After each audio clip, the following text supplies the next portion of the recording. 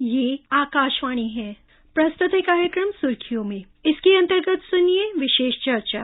भारत का समुद्री क्षेत्र ब्लू इकोनॉमी के लिए एक बड़ा अवसर। इसमें भाग ले रहे हैं पर्यावरणविद सीके वार्ष्णेय और आकाशवाणी संवाददाता कमल कुमार प्रजापति। जब हम ब्लू इकोनॉमी की बात करते हैं तो समुद्रों, महासागरों से जुड़ी सभी आर्थिक गतिविधियां इसमें शामिल होती हैं, लेकिन इसका जो एक अहम पहलू है वो है तटीय क्षेत्रों और समुद्रों के संसाधनों का सतत इस्तेमाल।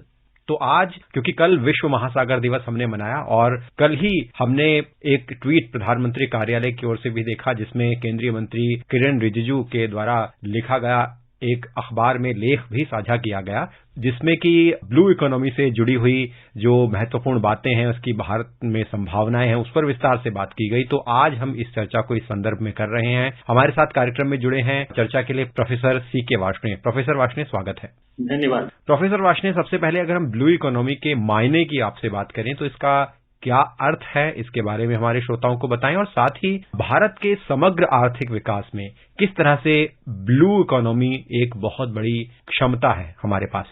देखिए, ब्लू इकोनॉमी का जो एक हमारा आशय है उसका तात्पर्य ये है कि किस तरीके से हम समुद्र के संसाधनों का सतत तरीके से और पर्यावरण के अनुकूल उनका उपयोग करें और किस तरीके से हम जो तटीय स्थानों में रहने वाले लोग हैं, मछुआरे हैं और लोग हैं, उनकी आर्थिक स्थिति का सुदृढ़ कर सकें और इसके साथ साथ जो हमारी राष्ट्र की आर्थिक जीडीपी है उसको किस तरीके से हम बढ़ा सकें। तो ये मुख्य एक तात्पर्य है। इसके कई सारे और तत्व हैं और इन सबको मिला करके ब्लू इकोनॉमी बनती है। इसमें खास तौर से समुद्र के अंदर पाए जाने वाले जो उपयोगी पदार्थ हैं उनके अंदर बहुत सारी चीजें हैं का अभी पूर्ण रूप से विकास नहीं हो पाया है या जिनका विकास अभी इंतजार कर रहा है। इसमें खास तौर से हम देखते हैं कि हम समुद्र से काफी सारी ऊर्जा निकाल सकते हैं, ले सकते हैं और इस ऊर्जा से बिजली भी बनाई जा सकती है। तो इससे जो हम आयात करते हैं काफी सारा फॉसिल फ्यूल, जिसके के जलाने से कार्बन डाइऑक्साइड का उत्सर्जन होता है और उससे पर्यावरण के अंदर जो बड़े भारी बदलाव हो रहे हैं, जिसकी वजह से सारे विश्व में एक चिंता का विषय बना हुआ है, उसके अंदर हम कमी ला सकते हैं। हम अपने जो फॉसिल फ्यूल हैं उनके खपत में कम कर सकते हैं या उनकी बढ़ोतरी होने की जो आशंकाएं हैं उसको कम कर सकते हैं, क्योंकि इससे मिलने वाली जो ऊर्जा है उससे जो आपूर्ति होगी तो उससे काफी सारे कार्बन के उत्सर्जन के अंदर कमी आएगी। तो बात ऐसी है कि जो सतह का पानी होता है और जो नीचे के जो हिस्से का जो पानी होता है, इन दोनों के अंदर तापमान के अंदर काफी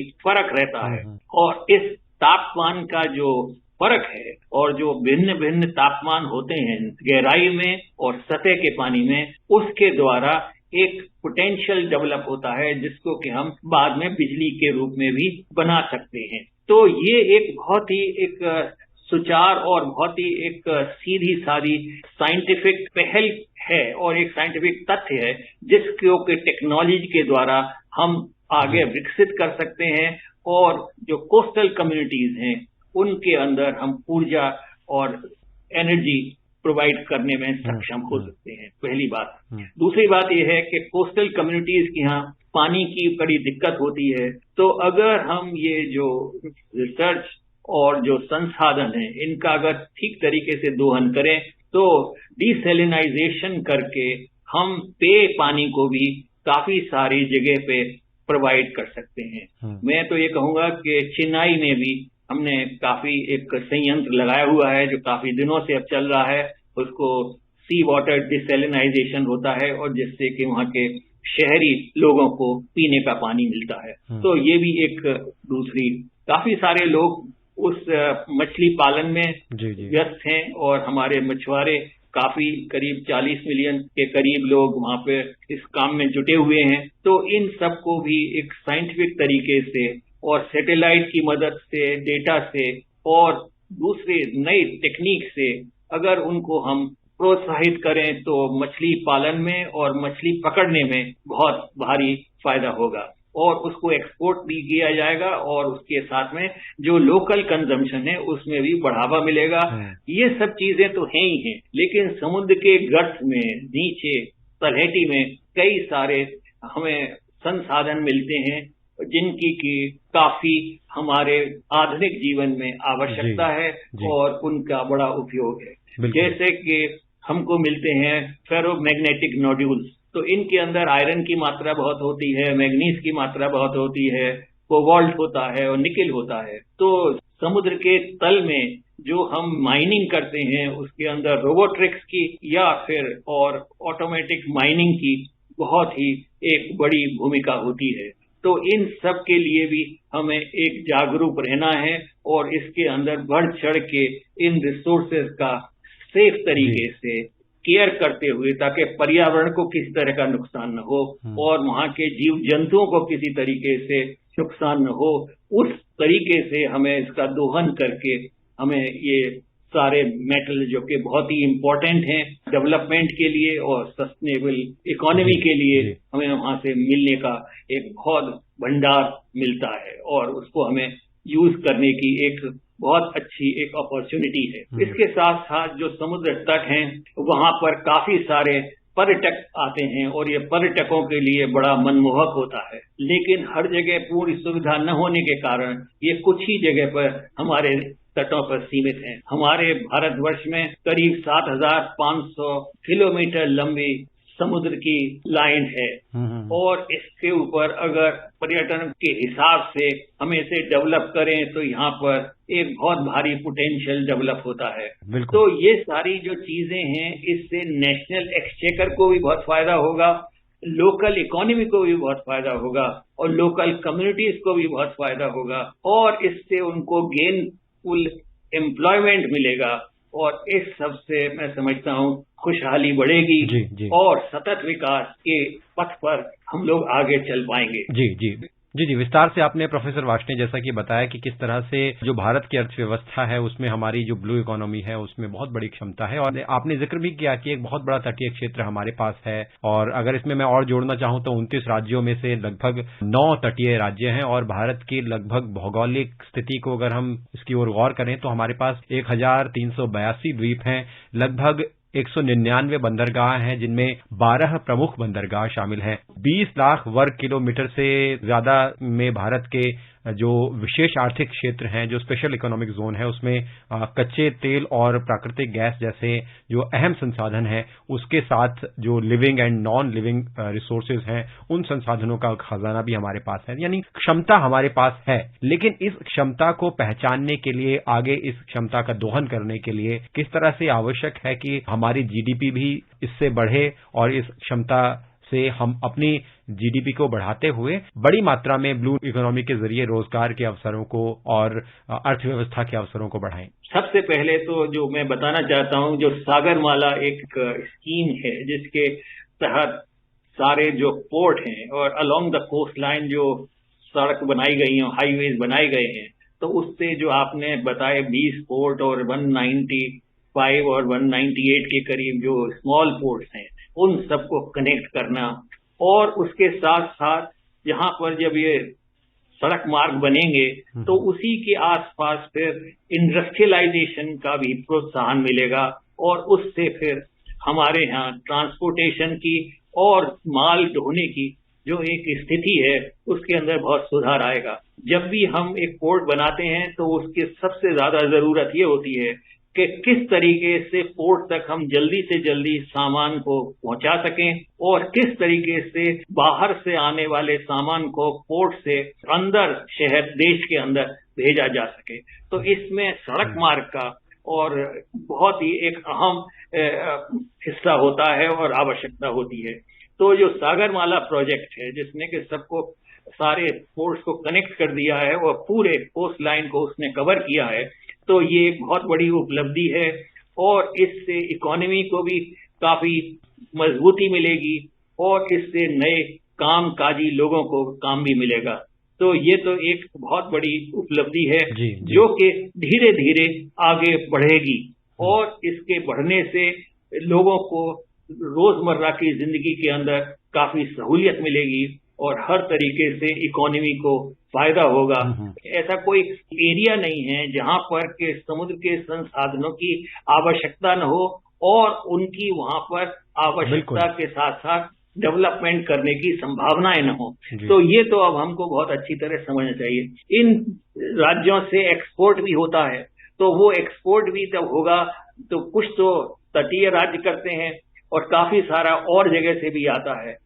और जहां तक मैंने बताया कि ये जो नोड्यूल्स हैं, फेरोमैग्नेटिक नोड्यूल्स, इनकी वजह से हमको काफी सारी सहूलियत मिलने वाली है और इससे एक नए किस्म की टेक्निक की भी जरूरत है जो कि डेवलप हो रही है और इंटरनेशनल कोऑपरेशन की भी इसमें बहुत भारी संभावना है ताकि मिल करके इसको आगे बढ़ाया जा सके। बिल्कुल। इसके साथ साथ हमें जो समुद्र के जीव जंतु हैं और ये भी देखना है कि वहां पर किसी किस्म का प्रदूषण न हो और जहां हो रहा है उसको वहां से खत्म किया जाए और हमारा जो समुद्री इकोसिस्टम है वो अगर स्वस्थ रहेगा, सुदृढ़ रहेगा, तो इन रिसोर्सेज का इस्तेमाल और उपयोग हम सतत तरीके से पूरे भविष्य में करते रहेंगे।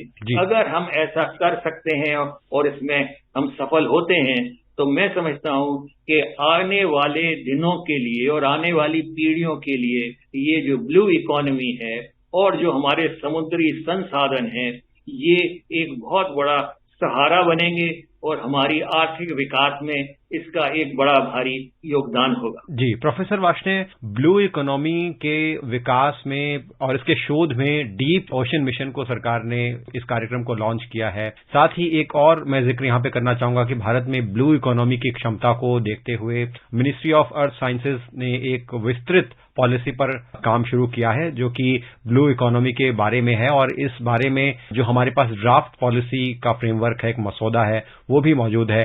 तो जो लिविंग नॉन लिविंग रिसोर्सेज हैं और जो टूरिज्म है, ओशन एनर्जी है जिसकी आपने विस्तार से अभी बात की, इस तरह से समुद्री क्षेत्र के सभी विषयों को इस तरह के शोध कार्यक्रमों से या इस तरह की जो पॉलिसी आने वाली है उससे किस तरह से फायदा मिलेगा और भारत में भी किस तरह से एक औपचारिक तरीके से ब्लू इकोनॉमी को लेकर विचार हो सकेगा। जी, आपने बिल्कुल ठीक कहा। जो हमारी एक पॉलिसी का मसौदा जो तैयार किया गया है उसके अंदर इन सारी चीजों के बारे में विस्तृत रूप से एक दर्शाया गया है और बताया गया है कि किस तरीके से हम अपने इन संसाधनों का उपयोग कर सकते हैं और जिसकी वजह से हम अपने क्षेत्रीय और राष्ट्रीय आर्थिक स्थिति के अंदर इन संसाधनों से फायदा ले सकते हैं। तो इसके अंदर 7 के करीब एक पॉइंट्स हैं जिनके बारे में खास तौर से जोर दिया गया है। पहचान किए गए 7 प्राथमिक वाले क्षेत्र हैं। प्रथम क्षेत्र है ब्लू इकोनॉमी और ओशन गवर्नेंस के लिए नेशनल अकाउंटिंग फ्रेमवर्क, ये बनाने की बहुत जरूरत समझी गई है। दूसरा जो क्षेत्र है वो है तटीय समुद्री स्थानिक योजना और पर्यटन के ऊपर पूरी तरीके से डेवलप करना और इसको आगे बढ़ाना। और तीसरा प्राथमिक क्षेत्र है समुद्री मत्स्य पालन, जलीय कृषि और मछली प्रसंस्करण, जैसे मछली को किसी तरीके से आगे बढ़ाया जाए मछली। चौथा जो प्राथमिक क्षेत्र है वो है विनिर्माण, उभरते हुए उद्योग, व्यापार, औद्योगिक सेवाएं और कौशल विकास। और 5वां जो प्रायोरिटी एरिया है वो है लॉजिस्टिक, इंफ्रास्ट्रक्चर और शिपिंग, दैट इज ट्रांसशिपमेंट सहित। और छठा जो प्रायोरिटी एरिया है वो है तटीय और गहरे समुद्र में खनन और अपरतीय ऊर्जा प्राथमिक क्षेत्र, जैसे समुद्री ऊर्जा का दोहन करना। और 7वां है सुरक्षा, सामयिक आयाम और अंतर्राष्ट्रीय जुड़ाव। आपने विस्तार से हमारे साथ चर्चा की और इस विषय को विस्तार से रखा, अपने विचार रखे। बहुत बहुत धन्यवाद हमसे जुड़ने के लिए। अभी आप सुन रहे थे विशेष चर्चा, भारत का समुद्री क्षेत्र ब्लू इकोनॉमी के लिए एक बड़ा अवसर। इसमें भाग ले रहे थे पर्यावरणविद C.K. वार्ष्णेय और आकाशवाणी संवाददाता कमल कुमार प्रजापति। ये कार्यक्रम आकाशवाणी के समाचार सेवा प्रभाग द्वारा प्रस्तुत किया गया। इसे आप हमारे mobile app news on AIR और YouTube channel news on AIR official पर भी सुन सकते हैं।